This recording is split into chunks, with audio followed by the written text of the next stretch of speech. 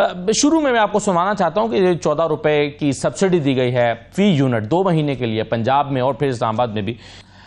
ابوذر سلمان نئی صاحب information minister کہتے ہیں کہ بجائے اس کے کہ اس معاملے کو سراہا جاتا ہے اس پر تنقید ہو رہی ہے الٹا. کیوں نہیں سراہا جانا چاہیے؟ یہ تو اچھا قدم ہے، چلے 2 مہینے کے لیے لوگوں کو ریلیف ملا. دیکھیں بات یہ ہوتی ہے کہ جو آپ ڈیسیجن میکنگ کرتے ہیں whether it is intelligent, long term, everlasting یا نہیں ہے.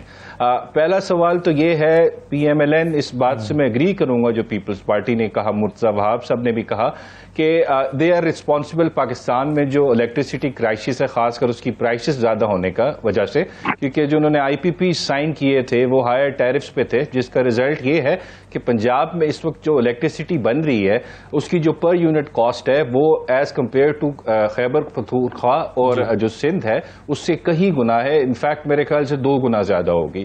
تو دس از دا ریزن ان کی جو بیسیکلی جو تھنکنگ ہے جو پی ایم ایل این کی ہے وہ ہمیشہ سے یہی ہوتی ہے کہ کوئی روڈ بنا دو، کوئی ایسی چیز دکھاؤ جو عوام کو نظر آئے کہ ہم بڑا ریلیف دے رہے ہیں، لیکن long term it's not a wise economic decision جس کو آپ کہتے ہیں کہ سوچ سمجھ کے. آپ کہہ رہے ہیں کہ یہ ایک ایسی پالیسی نہیں ہے جس کا لانگ ٹرم فائدہ ہو سکے. یہ مگر آپ کا جو موقف ہے وہ تو حسن مرزا صاحب یہ ہے نا کہ جس نے بھی پاک فوج کے ایک پروفیشنل ادارے کو نقصان پہنچانے کی اپنے ذاتی ایکٹ کی وجہ سے کوشش کی اس کا حساب ہونا چاہیے، لیکن عمران خان کا نقطہ نظر اس سے مختلف ہے. اور میں ابوذر سلمان نئی صاحب کے پاس جاؤں گا. نئی صاحب، یہ عمران خان کو کیوں لگتا ہے کہ جنرل فیض ان کے خلاف، اور وہ سمجھتے ہیں کہ میرے خلاف جتنے کیسز تھے اس میں سے چونکہ کچھ نہیں نکلا، حالانکہ ابھی 190 ملین پاؤنڈ والا چل رہا ہے، اور آپ نے دیکھا تھا پچھلے دنوں چیف جسٹس نے اس پر ریمارکس دیے تھے. انہوں نے بتایا تھا کہ کس طرح سے ایک باہر سے آنے والی رقم کو آپ نے جس شخص کو جرمانہ ہونا تھا اسی کو آپ نے واپس کر دی.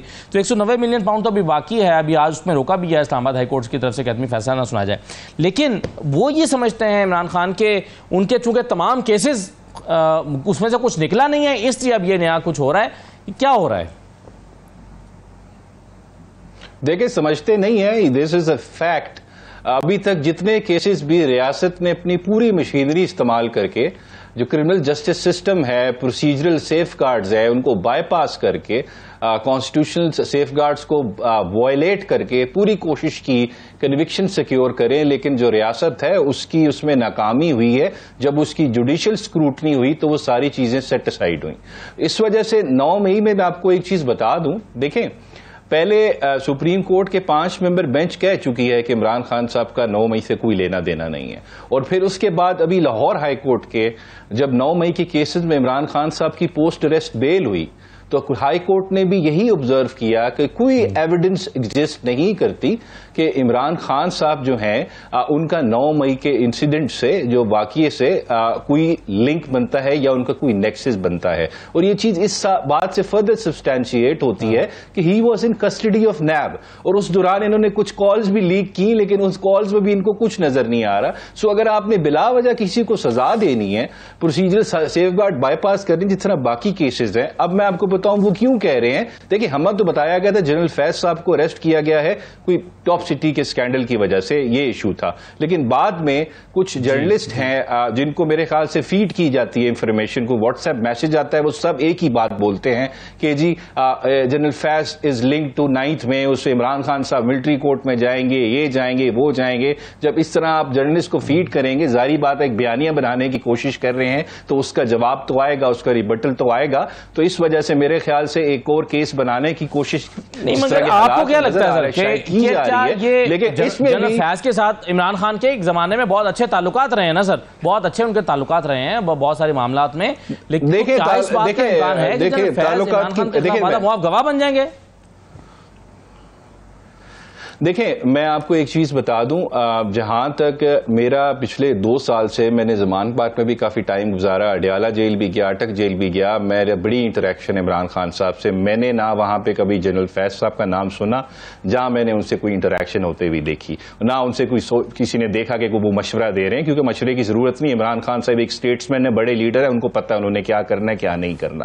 اور جہاں تک دیکھیں اگر آپ کسی شخص کو بند کر دیں، کسٹڈی میں لے لیں، جس طرح یہاں जहां पे 9 मई के केसों में हुआ, फिर उनसे बयान लिए गए ड्यूरेस या कोर्शन में, तो वो तो आप किसी से भी ले सकते हैं। मुझे आप कोई शख्स दे दें, जितना भी बहादुर हो, एक दिन के लिए मुझे दे दें, मैं आपको 10 मिनट में उससे बयान ले दूंगा, जो फिर मुझे अगर तशद्दुद करने की आप इजाजत दें। तो इस वजह से मेरे ख्याल से जो कस्टडी का बयान होता है उसकी कोई कानूनी वुकत नहीं होती।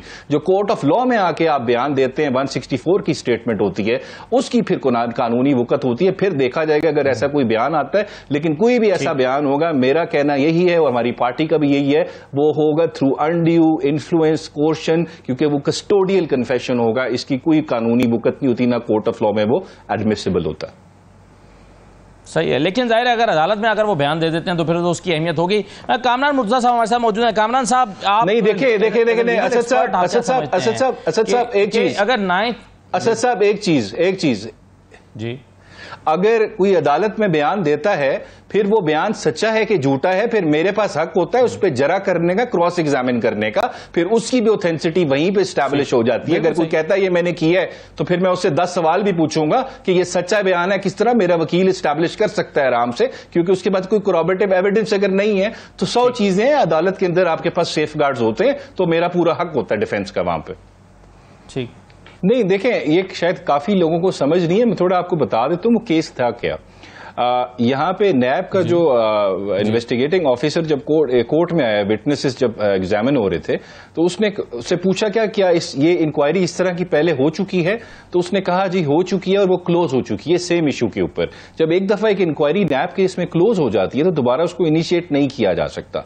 तो फिर हमारे वकील ने दरख्वास्त दी कोर्ट में कि उस इंक्वायरी से रिलेटेड जितने भी कागजात हैं, जितने भी डॉक्यूमेंट्स हैं, एविडेंस है, वो कोर्ट में पेश की जाए। तो ट्रायल कोर्ट ने वो रिजेक्ट कर दिया। फिर उस रिजेक्शन ऑर्डर को हाई कोर्ट में चैलेंज किया गया।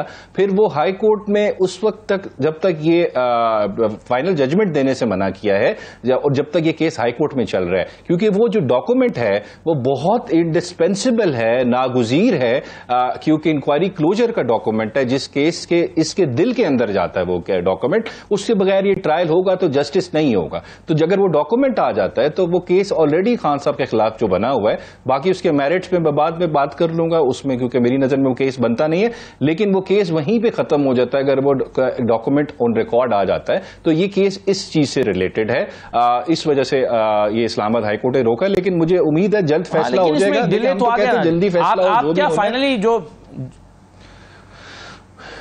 देखिए डिले फैसले में आया, लेकिन हम एटलीस्ट अपना हमें डॉक्यूमेंट है जिसकी बुनियाद पर हमें डिफेंस आप क्या समझते हैं कि अबूजर साहब, क्या आप जी आपका क्या ख्याल है कि ये ट्रायल कोर्ट में ही इस डॉक्यूमेंट की बुनियाद पर मैं कहता हूं इसको इनिशिएट ही नहीं कर सकता? जी मैं कहता हूं कि अगर वो क्लोजर ऑफ इंक्वायरी का डॉक्यूमेंट और उसके साथ के जो डॉक्यूमेंट्स हैं रिलेटेड वो अगर रिकॉर्ड पे आ जाते हैं तो मेरा डिफेंस जो है वो 50% से जाके 90% पे अगर स्ट्रांग हो जाता है, फर्ज करें मैं एग्जांपल दे रहा हूं, इस वजह से उस डॉक्यूमेंट की बेस पे मेरा केस और अच्छा हो जाता है, मेरा डिफेंस और अच्छा हो जाता है। तो उस डॉक्यूमेंट के बगैर अगर फैसला होगा तो वो इंसाफ का कत्ल होगा। इस वजह से हम हाईकोर्ट में कहें कि वो डॉक्यूमेंट सही है, लेकिन आपने जो